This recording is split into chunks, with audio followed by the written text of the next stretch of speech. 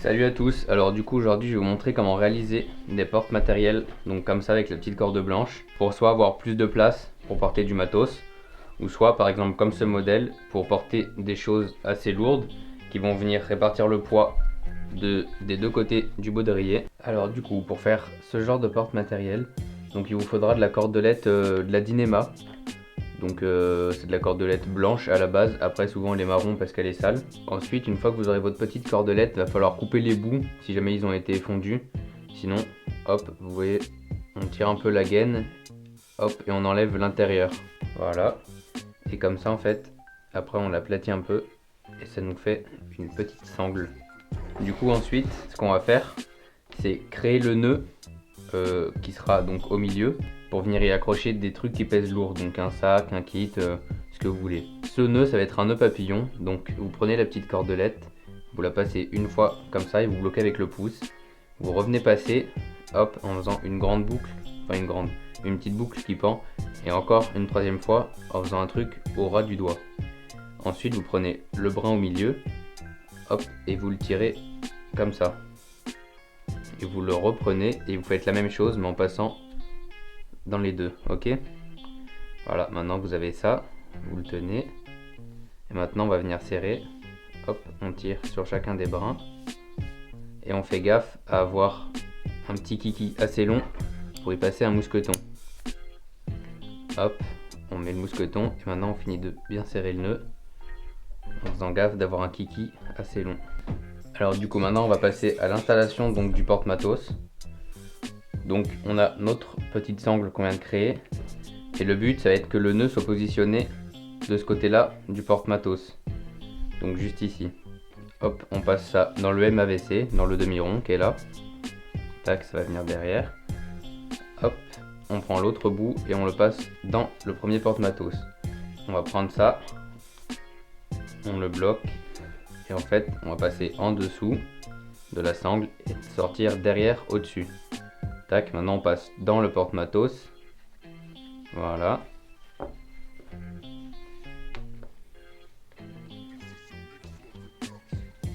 Hop. Donc ça donne ça. Donc ça passe ici. En dessous de la sangle derrière. Ça ressort au-dessus. Et maintenant on passe dans le porte-matos. Et on va venir coiffer ça, passer au-dessus de ce brin. Et rentrer encore dans le porte-matos. Faut sortir en dessous de ce brin. Faut pas sortir ici. Bon, il n'y a pas trop de différence, mais c'est au niveau du confort. Donc faut bien sortir en dessous de ce brin. Hop, et on peut venir serrer. Tac, toujours en se rappelant que ce petit nœud doit être collé au porte-matos juste là. Donc hop, on ravale un peu de mou, on le bloque, et ainsi de suite. Et ainsi de suite, pardon. Hop, voilà. Là, on voit bien que ça bloque, que ça coince. Et maintenant, ce brin, on va venir le passer derrière, de l'autre côté. Hop, et il va rejoindre le premier. Voilà, pour l'instant, ça donne à peu près ça. Hop, derrière. Derrière, ça donne ça. Du coup, pour fermer, maintenant, ça se passe derrière la sangle. Donc, on va utiliser deux petits nœuds qui vont venir se serrer l'un contre l'autre. Donc, on prend les deux doigts, on fait un tour et un autre tour en croisant. Faites bien gaffe que là, ça fasse une croix. Hop, et le brin, on le ramène et on va venir le passer dans la petite croix qu'on a fait. Voilà. On le serre pas pour l'instant, ça sert à rien. Et maintenant, on va prendre l'autre. Et on le passe, hop, à l'intérieur du petit trou.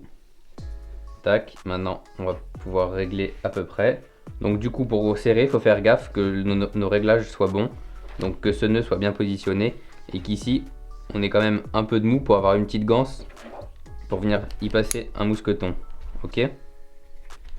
Donc faut pas trop serrer, ni mettre trop de mou. De toute façon, les nœuds, vous pourrez les resserrer ensuite. Du coup maintenant on a le premier nœud et on va faire le deuxième. Donc le deuxième c'est pareil, sauf qu'on va le faire autour de ce brin. Donc hop, on passe une fois derrière et on fait un autre tour en passant de l'autre côté de la petite boucle qu'on vient de faire. Voilà, pour venir former cette espèce de croix là qu'on voit. Tac, une fois que ça c'est fait, on repasse hop dans les deux brins. Donc on a nos deux nœuds, c'est les deux mêmes. Et en fait, quand on va venir serrer, hop, ça va coulisser et ils vont se bloquer l'un contre l'autre. Sauf que là, le problème, c'est que vous voyez, il y a beaucoup de mou. Et le fait qu'il y ait beaucoup de mou, bah, ça va faire un truc assez moche. Donc là, ça va tout se dérégler, ça va tirer dans tous les sens, ça va être tout lâche. Et donc là, c'est là où il va falloir bien régler. Tac, pour avoir une petite ganse ici, que ce nœud soit bien mis, pardon. Tac, donc là, on peut ravaler un peu de mou quand même sur le nœud. Voilà, du coup j'ai fini de régler, donc mon nœud est bien placé. Là, j'aurai assez de mou pour le petit kiki, pour la petite boucle. Et derrière, on peut voir, hop, que c'est pas trop lâche. Que une fois que tout sera en tension, ça va bien se mettre. Et donc que les nœuds, ils sont bien serrés. Ça c'est important. Je vous conseille de faire des tests avant d'aller sous terre. Et de prendre un kit au-dessus de vos collègues. Je vous conseille de faire un test pour voir si tout est bien réglé. Et si vraiment avant de serrer les nœuds pour de vrai, si c'est bien réglé pour vous. Du coup, une fois que tous vos nœuds seront bien serrés, et ben forcément, par exemple moi derrière j'ai deux petits kikis assez longs.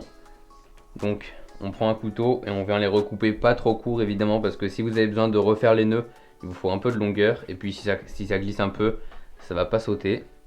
Donc moi je conseille de laisser 3-4 cm. Hop, on coupe. Et pour éviter que ça s'effiloche dans tous les sens, on vient mettre une petite flamme. Hop, on fait gaffe au baudrier et on vient cramer un petit peu ce petit bout qui dépasse. Voilà. Bon bah voilà, c'est tout pour ce petit tutoriel. Du coup, je pense pas que ça va intéresser grand monde parce que c'est un peu pour les spéléos. Mais ça résout quand même un problème assez important, que ce soit d'un point de vue confort ou ergonomie des porte-matos d'origine. Parce que du coup ça vient bien répartir le poids.